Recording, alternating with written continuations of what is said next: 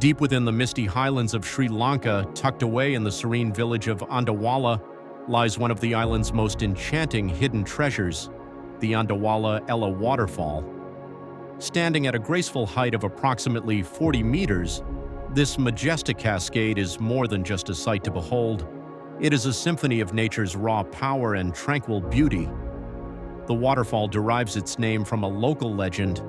It is said that in years past, a massive eel, known as an anda in Sinhala, once inhabited the deep rocky pool at the waterfall's base. This touch of mystery adds a layer of ancient charm to the site, which remains largely untouched by the heavy crowds of more commercial tourist destinations.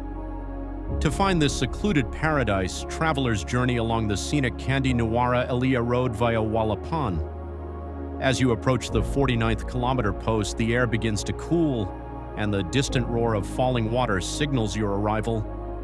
The waterfall originates from the rugged Nyamaruhina mountain range, with its waters eventually joining the Belihul Oya before flowing into the mighty Mahaweli Ganga, Sri Lanka's longest river. Visiting Andawala is an immersive experience for the senses.